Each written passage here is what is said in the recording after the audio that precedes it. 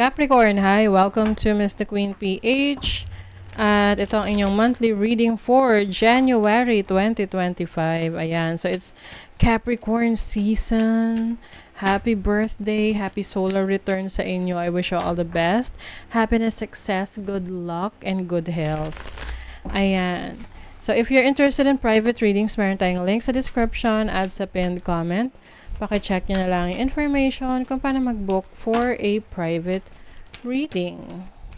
And please subscribe to our channel to show your support, like, share this video, at mag-comment na rin kayo kung kayo naka-resonate. Okay, Cap. What's up, Cap? Mga Cappies, let's see. How was your 2024? Kamusta ang 2024 mga Capricorn? Share nyo naman dyan. Okay, let's see. For Capricorn ngayon, January 2025. You have the third house, communication, creativity. Maaring merong travel opportunity. Short travel to, short distance travel. Mga local travels for you. Related sa work, related sa inyong business. You also have Juno. Oh, partnership, relationship. Can be romantic, no? Or pwedeng something significant na connection sa buhay mo. I also see na pwedeng may pag-uusap sa mga magkakapatid, no? Na, halimbawa, hindi na kayo nag-uusap ng kapatid mo for some reasons, no? Pwedeng magkaaway kayo or malayo lang kayo sa isa't isa. So, pwedeng may, reunion or pagsasama ulit or communication. You have the second house. Okay, so Capricorn. Ngayong January, you will be focusing on your finances. Kaperahan mo, resources mo, yung iyong values, yung iyong material possessions. So, maaring may mga communication like offers, balita about your mga ari-arian. So, pwedeng meron dito gusto makipag-business partner sa'yo. Makikipag-ayos. Na gumawa kayo ng project together. Okay, let's see what else. Second house is also your talents, your skill set. So, pwedeng meron kang ini-explore na talents and skills mo, especially in content creation, writing, public speaking, mentorship, teaching, learning, ganyan. Four of Wands. Okay. You have the Seven of Cups. You have the Star. Iba sa inyo nag-iisip na lumipat ng bahay. Four of Cups. Temperance. I have this feeling na yung iba sa inyo Capricorn, parang hindi kayo pa ganun ka kontento sa sitwasyon nyo. Whether this is a relationship or a career path or situation na meron kayo. Yung iba, marami kayong sinusubukan na mga options. Ang mahirap lang kasi niyan, pag masyado ka maraming sinusubukan, nahahati yung attention mo.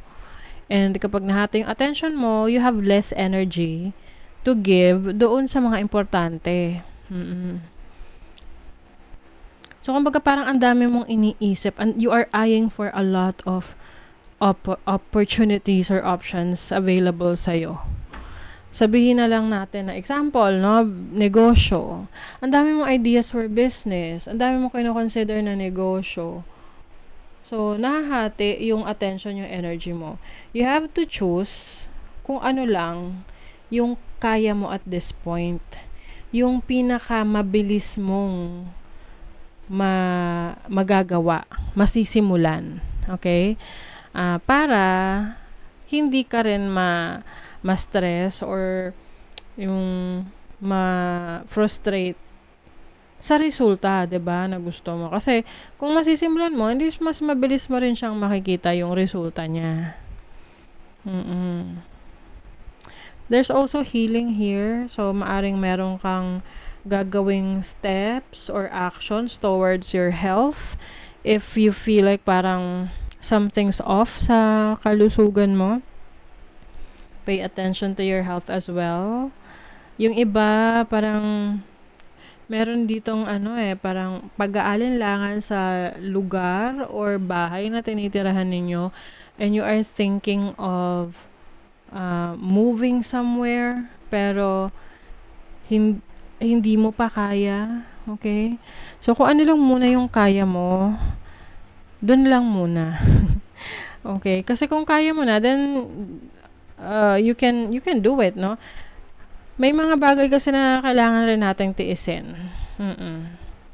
Para mas maganda yung maging resulta ng goals natin. Okay?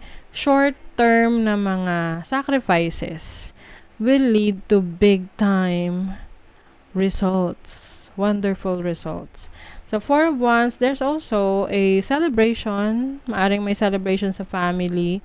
Merong mga achievements for your family members, for your parents, or mga kids mo, kung may anak ka na. This can also mean, yung iba pwedeng uuwi sa probinsya. With, itong probinsya na to is yan yung parang ancestral house ninyo. Like, dyan tumira yung parents mo, lola at lolo mo, dyan lumaki, ganun. Let us see what else. Forces working against you. Nako. Capricorn. Be vigilant kasi meron mga taong parang hindi lang kayo feel ng ibang mga tao. Oo. So you have successfully overcoming a problem. So, kasi alam nyo, minsan yung iba, ayaw nila nakikita na umuunlad, umaangat ang isang tao. Somehow, parang feeling nila na pag-iiwanan sila. So, I think these are the people na kailangan mong iwasan. Yung kinukwentuhan mo ng mga nangyayari sa buhay mo, ganyan, or mga plano mo, iwasan mo yon. Kasi, yung iba sa inyo, meron kayong two-faced friend. Doble cara siya. Oo, na pag nakaharap sa'yo, bait, very friendly, pero yung pala, hindi siya yung pala tinichismis ka or merong ill intentions towards you. So, January is also going to be happy for you. So, something will make you feel happy, make you feel good ngayong January, especially mga pinanganak ng January na Capricorns, diba? You also have Rabbit, too much concern with sexual matters. Baka yung iba sa inyo, medyo may kailangang ayusin sa sexuality or sa sexual activities ninyo. And then, you have victory in some endeavor. Yeah, so meron talagang isa-celebrate na achievement. Kahit mga small achievements lang to, at least may reason ka to celebrate, to be happy. Yung mga goals mo. I think this is related to sa finances, sa kaperahan, kasi second house to. Oo. So, good news pa rin, diba, Capricorn? There's good news. Ingatan nyo lang inyong mga sarili sa yung pagtitiwala, ay parang tipong pag-share ng mga ganap sa buhay mo. Kasi not everyone are happy for you. Okay?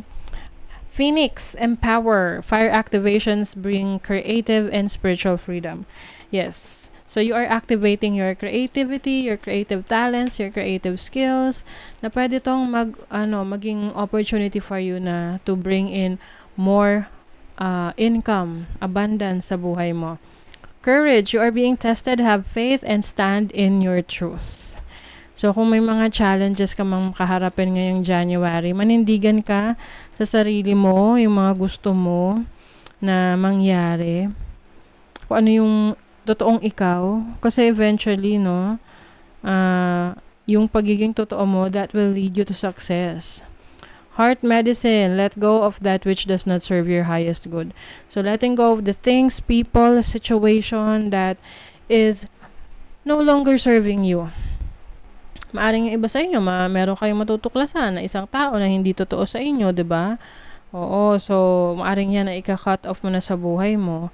And heart medicine is also about taking care of your health. So January is also the time for you na maaring executive check-up ka, yung mga may edad na dyan, 'di ba? Or, may babaguhin ka sa lifestyle mo, you'll have a more healthier lifestyle. Okay? So that is your reading, Capricorn. Thank you so much and see you again.